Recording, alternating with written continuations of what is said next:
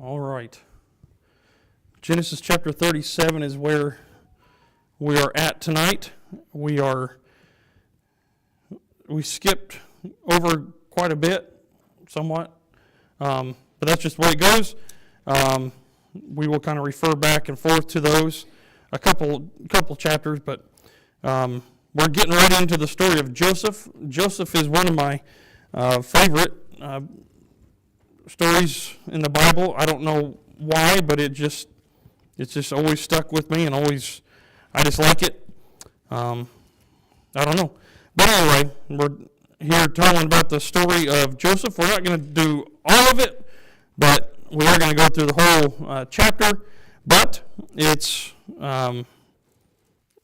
it'll be, there's quite a bit of reading, but good part is most of us probably know the story. And remember, sometimes Jacob will be called Jacob, and sometimes Jacob will be called Israel. So that kind of comes and goes in this chapter. So chapter 37, it says, "And Jacob dwelt in the land wherein his father was a stranger, in the land of Canaan. These are the generations of Jacob. Joseph, being 17 years old, was feeding the flock with his brethren, and the lad was with the sons of Bela and with the sons of Zilpah, his father's wives. Joseph brought unto his father their evil report." Okay, I didn't know what all happened back there. Brought about the evil report. Now Israel, Jacob, loved Joseph more than all his children, because he was the son of his old age, and he made him a coat of many colors. Luckily for Owen, he's my only child, so therefore he's my favorite child, my not so favorite child, and child. That's just the way it is. But anyway, Jacob, or Israel, has 12 sons, and we're getting into the story here with Joseph being 17 years old, but obviously him being the favorite, there is a few things that him being the favorite, just like a lot of times the younger one of the family thinks that they need to go and tell tattletale, and then in my experience, the older sibling came in and tried to set things straight, and most of the time they believed the older sibling before. Anyway, I wasn't the favorite, so I was a favorite son. I wasn't the favorite. I was the favorite son. Anyway, in verse 4, all his brethren saw that their father loved him more than all his brethren. They hated him and could not speak peaceably unto him. That's quite a hatred, where you can't even speak good about your own brother. Now, granted, granted, not all of Jacob's children have the same mother. All right, so there are multiple mothers, multiple wives that he has with these children, with these men. There are also daughters, but anyway. So Joseph is, I don't know why I was getting through, but Jacob favors him, and Joseph takes it upon himself to kind of turn everyone in, and whenever you do that, you will paint a target on your back as a younger child. Anyway, but in verse 5, "And Joseph dreamed a dream, and he told it his brethren, and they hated him yet the more." Now, before we get any further, I do want to mention that sometimes people will use this text to say that you need to follow your dreams. Joseph it's a whole different circumstance. This is how the Lord spoke to Joseph, and Joseph, he was there before Christ came on the scene, before Christ died, and now we have the Bible, so therefore none of that. Anyway, so just because the Bible talks about dreams doesn't mean that every dream is like a foretelling of your future. There are people who live their life like that, and superstitions and stuff. Oh man, they can just drive you nuts sometimes. But Anyway, verse 5, Joseph dreamed a dream, and he could tell the dreams. He could basically say what the dreams meant and things like that. But in verse 6 it says, and he said unto them, Hear, I pray you, this dream which I have dreamed. For behold, we were binding sheaves in the field, and lo, my sheaf arose, and also stood upright, and behold, your sheaves stood round about, and made obeisance to my sheaf. And his brethren said to him, Shalt thou indeed reign over us? Or shalt thou indeed have dominion over us? And they hated him yet the more for his dreams and for his words. So basically what he was telling them is, that could easily be interpreted as I'm going to be better than you, and you can, just look at this. I dreamed a dream that you are all bowing down to me. Ha, ha, ha. But if you have, if you're 17 and you have brothers that are definitely 20s and 30s, it definitely won't go very well. If I had a brother that was 17 years old and he told me that, there'd be a beat down kind of thing going on. But anyway. So we see there, though, they hated him for it. And, did Joseph have to go and tell his brothers all of this? He didn't have to.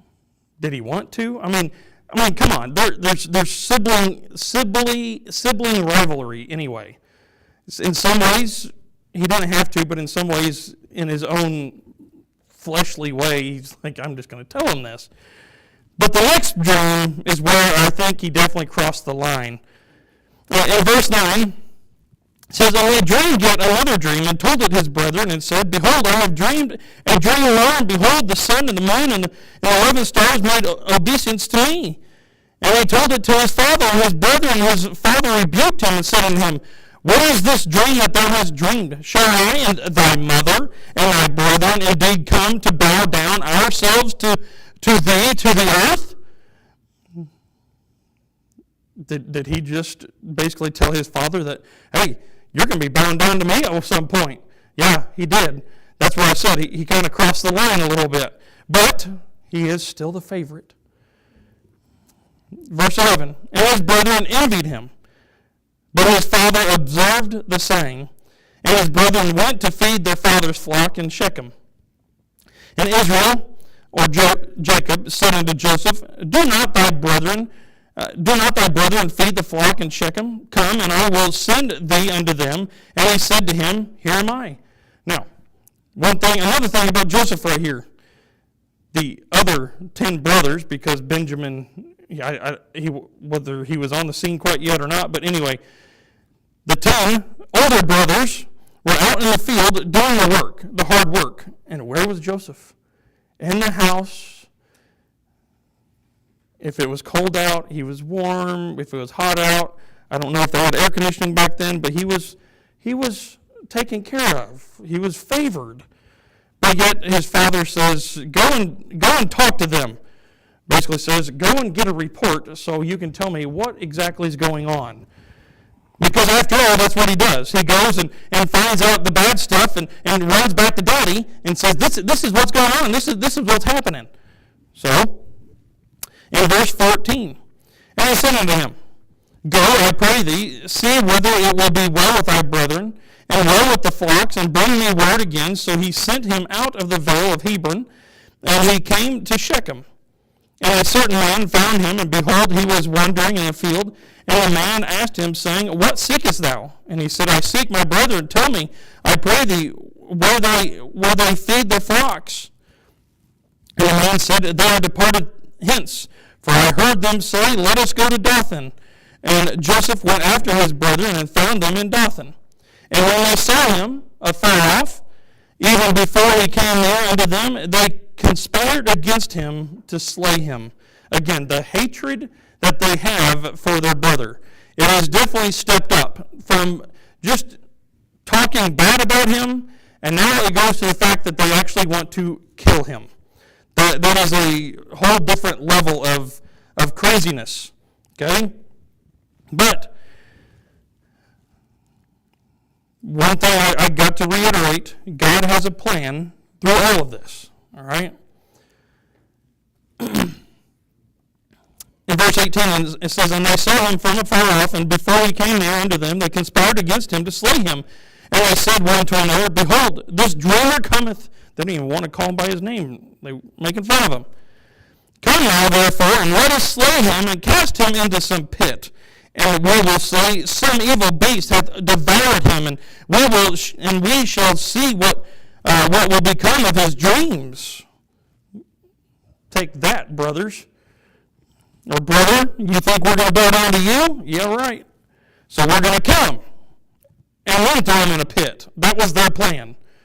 The nine of the 10, they were going to kill him, then throw him in a pit. Verse 21. "And Reuben heard it, and he delivered him out of their hands, and said, Let us not kill him." God has a plan for Joseph.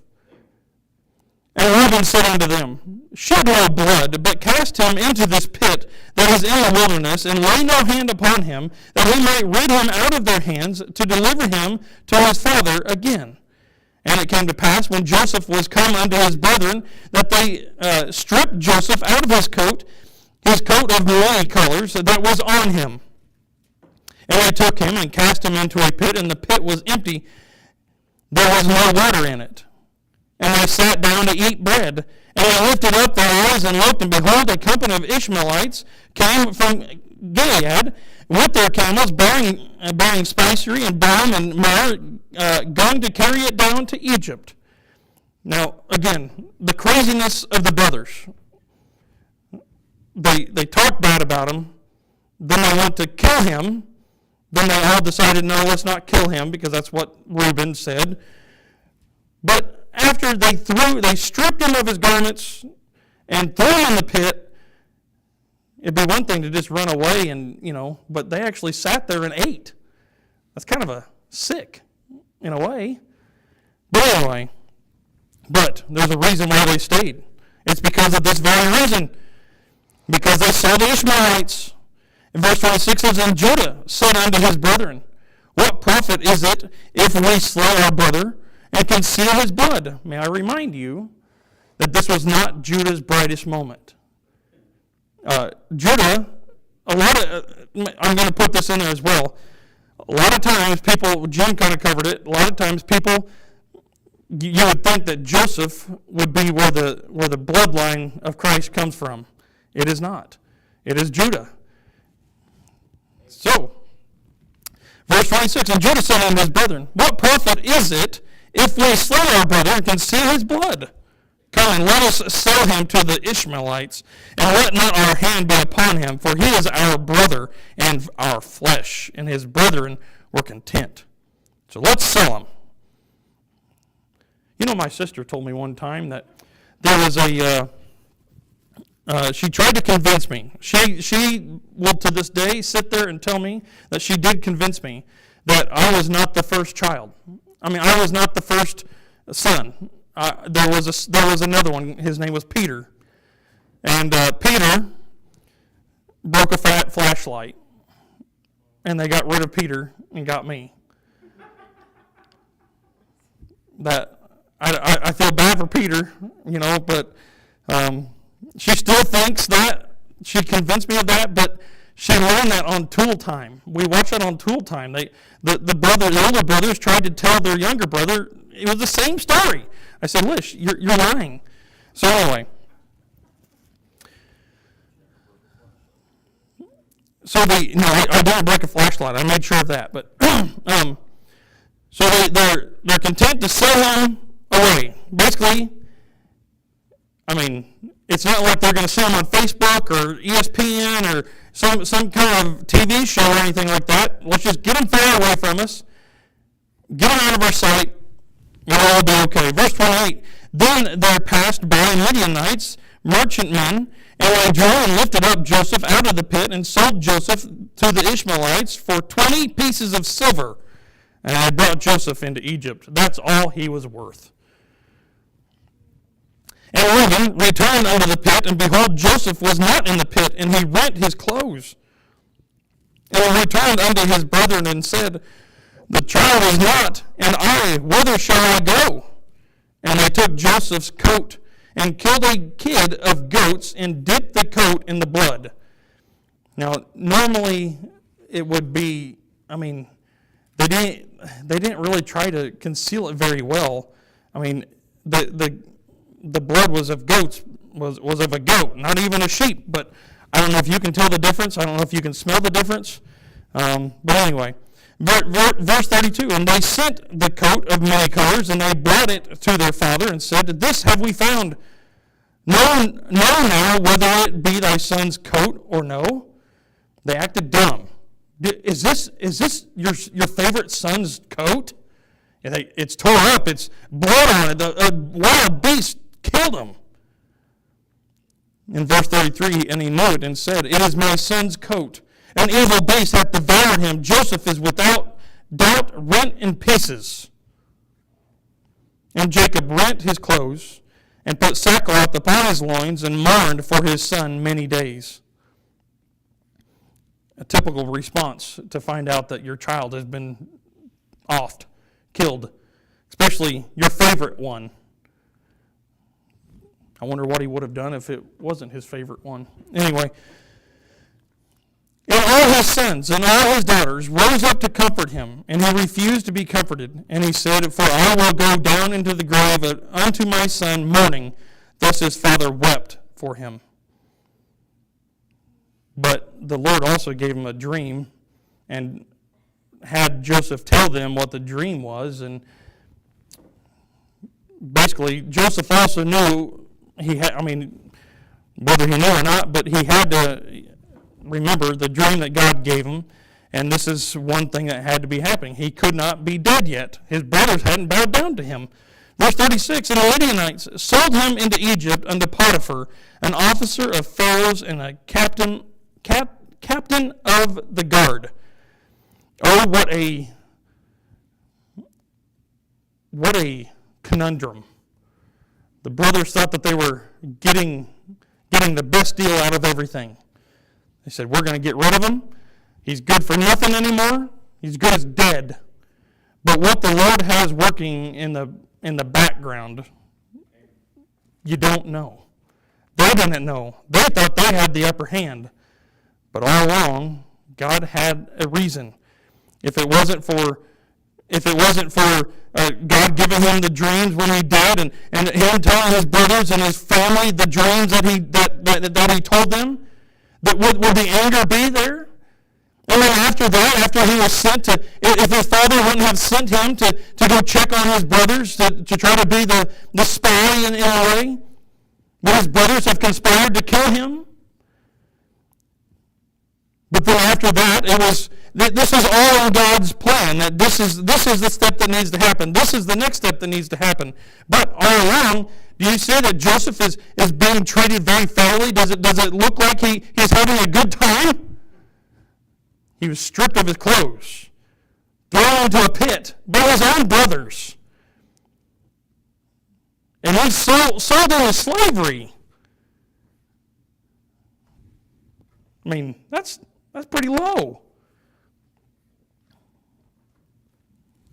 But it was all in God's plan for this, because he needed Joseph at the place where he needed him to be for the certain time.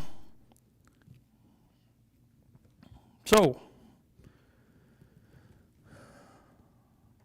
a few things that I have down here. If Joseph's family wasn't messed up and weird, his brothers would never have sold him as a slave. If Joseph's brother never sold him as a slave, then Joseph would never have gone to Egypt. If Joseph never went to Egypt, he would never have been sold to Potiphar. If Joseph would never have been sold to Potiphar, Potiphar's wife would never have falsely accused him of rape. If Potiphar's wife never falsely accused Joseph of rape, then Joseph would never have been put in prison.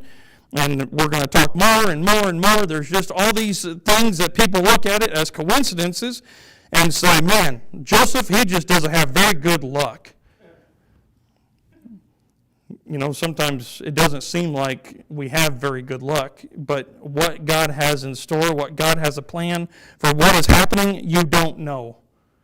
We need to remember that what God has us going through, the things that He's going to use us to do, He's got a purpose for it all.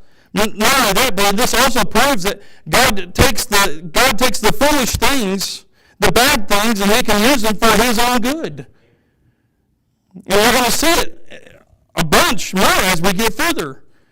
So, it's, like I said, I like the story of Joseph, and we haven't got to the end yet. And I wish you all didn't know the story of Joseph, because it's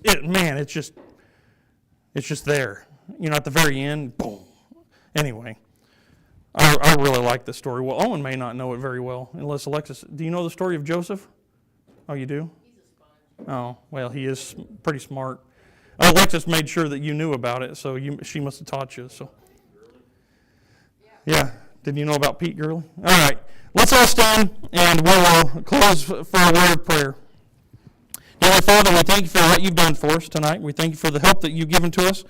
Thank you for the words. Lord, I ask you just give us the strength and the knowledge that we need. Lord, keep us safe. Lord, be with those that are sick and couldn't make it tonight. Lord, I know there's some that are going for tests and other things. I ask you just be with them.